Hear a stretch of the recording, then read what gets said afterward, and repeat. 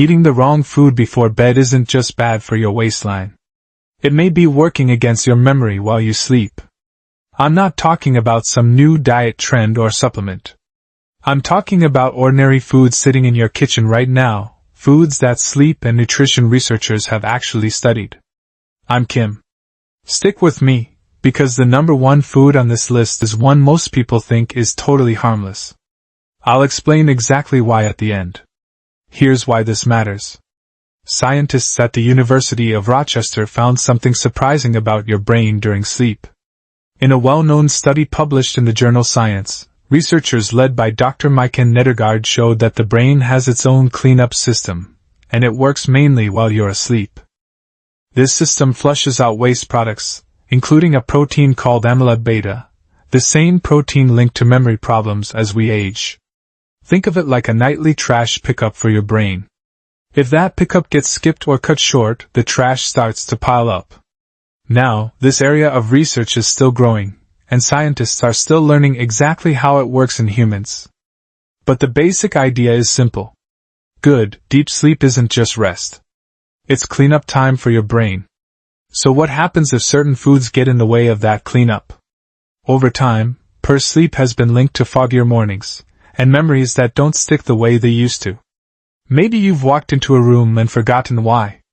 Maybe you've had a harder time keeping up with your grandkids' stories, or you've had to ask them to repeat themselves. These aren't just getting older moments. They may be tied to what's happening, or not happening, in your brain overnight. And some of that comes down to what you eat before bed. That's exactly what we're covering today. We're counting down from 6 to the single worst food for your brain at night. Some of these will surprise you. One of them might already be sitting in your fridge or on your kitchen counter right now. Before we get started, I want to hear from you. Drop a comment and tell me your age, and be honest with me, do you eat any of these after dinner? I read every comment, so don't be shy. Now let's get into number 6. Let's start with number 6, caffeine after 2 p.m. Now, I'm not talking about your morning coffee. I'm talking about that afternoon or after-dinner cup that feels harmless. Here's the problem. Your brain makes a chemical called adenosine all day long. Adenosine is your brain's getting sleepy signal. It builds up the longer you're awake, and it's what makes you feel tired at night. Caffeine works by blocking that signal. Think of adenosine as a doorbell telling your brain, time for bed, and caffeine as a hand covering that doorbell so you can't hear it ring. Here's why this hits harder as we age. Caffeine has a half-life of about 5 to 6 hours. That means if you have a cup at 3 in the afternoon, half of it is still active in your body at 9 that night. And research shows older adults clear caffeine from their system more slowly than younger people.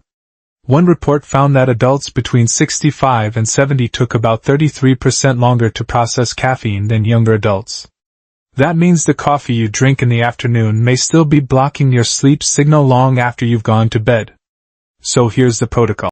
Try to have your last caffeine, coffee, tea, or soda, no later than early afternoon. Give your body a solid 8 hours before bedtime to clear it out.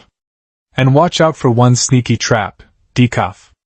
Decaf isn't actually caffeine-free.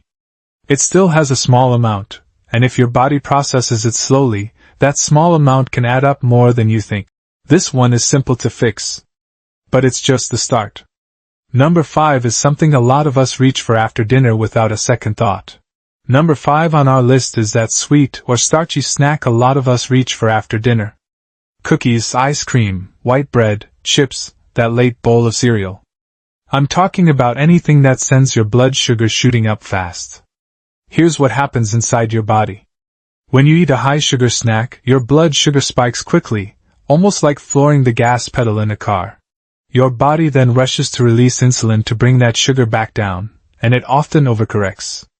That's the crash. Now picture trying to sleep while your body is doing all that work, gunning the engine, then slamming the brakes. Research reviewed in the journal Frontiers in Public Health found that eating high-carbohydrate meals close to bedtime is linked to higher blood sugar overnight, and less deep, slow-wave sleep, the kind your brain needs most for repair. Other research has linked diets high in sugar and refined carbs to a greater risk of insomnia in adults. This matters even more as we get older, because our bodies already become less efficient at managing blood sugar with age. That means the spike and crash cycle can hit harder and last longer than it did in our 30s or 40s. So here's the fix. Try to finish your last snack at least 2 to 3 hours before bed, and if you're craving something sweet, pair it with a bit of protein, like a few almonds, instead of eating it alone. And one thing to watch closely, fruit juice. It feels healthy, but many juices spike blood sugar just as fast as candy. Notice something here. Both this snack and that late caffeine from number 6 chip away at the same thing, your ability to get deep, restorative sleep. And number 4 takes that disruption even further. Quick pause before we keep going. If this kind of information matters to you, hit follow now, because I break down one of these every single week. Alright, let's get back to it. Number 4 is one you might already suspect. Alcohol before bed, that nightcap, a lot of people rely on to wind down. Here's the mechanism. Alcohol is a sedative, so it does help you fall asleep faster at first. But your brain runs through different sleep stages each night, and one stage, called REM sleep, is where memories get sorted and filed away. Think of REM sleep as the night shift worker who organizes your day's memories into filing cabinets. Alcohol sends that worker home early. A major review of alcohol and sleep research found that REM sleep drops even with fairly light drinking, around 2 standard drinks. And according to the Sleep Foundation, even low amounts of alcohol can lower overall sleep quality by close to 9%. This hits older adults especially hard, because sleep is already lighter and more fragile with age. Losing REM sleep on top of that means less time for your brain to do its filing work. Picture someone who has 1 glass of wine most nights just to relax. She falls asleep fine, but wakes up around 3 a.m., wide awake, and can't figure out why. That 3 a.m. wake up is often the alcohol wearing off and REM sleep getting interrupted. The protocol: stop drinking at least 3 to 4 hours before bed, and avoid using alcohol as your go-to-sleep aid. Number 3 is processed and cured meats, things like bacon, deli ham, hot dogs, and sausage. This one works through a different pathway than the others. It's not about sleep chemicals, it's about your blood vessels. Processed meats are loaded with sodium, and high sodium raises blood pressure. Think of your blood vessels like garden hoses. When pressure builds up too high, over time it wears down the hose walls, including the tiny vessels that feed your brain. That can reduce blood flow to the areas responsible for memory. A large study published in the journal Neurology, following adults for nearly 4 decades as part of the Nurses' Health Study, found that people who ate at least a quarter serving of processed red meat a day had a 15% higher risk of developing dementia compared to those who rarely ate it. That same group also showed faster aging in overall thinking skills and verbal memory over time. This matters more with age because our blood vessels naturally grow stiffer over the years, so they have less flexibility to handle sodium spikes than they used to. What may have been a minor inconvenience at 40 becomes a bigger strain at 65 or 75. Here's the protocol. Try to limit processed meat to once or twice a week, and when you do eat it, pair it with potassium-rich foods like bananas or leafy greens, which help balance sodium's effect. One thing to watch for: canned soups often hide just as much sodium as bacon does. And here it is, number 1, a heavy, high-fat meal eaten late at night. I told you this one surprises people, and here's why. Most folks think of this as a stomach problem, something that just gives you indigestion. But the real damage happens to your brain. Remember earlier when I mentioned your brain has its own overnight cleanup crew, the one that clears out waste while you sleep? That system depends on getting into deep, uninterrupted sleep stages. A heavy, fatty meal gets in the way of that. Research by Crispin and colleagues found that high-fat, high-calorie meals eaten within 1 hour of bedtime were linked to longer time falling asleep, lower sleep efficiency, and more time spent awake during the night. That means less time for your brain's cleanup crew to do its job.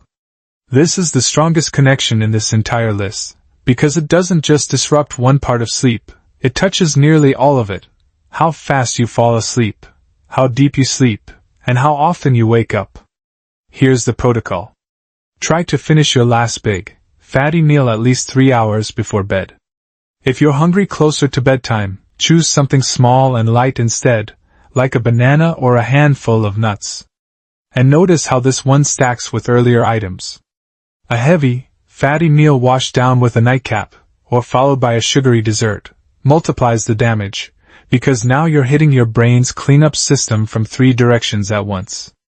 Here's the truth I want to leave you with. None of what we talked about today is about fear. It's about choice. Getting older doesn't mean you have to sit back and watch your memory fade, like it's some kind of ticking clock you can't control. Every plate you make, every glass you pour, every hour before bed, that's a small decision. And small decisions, done night after night, add up. I won't stand here and tell you these changes will erase decades of memory decline overnight, or that they're a magic fix.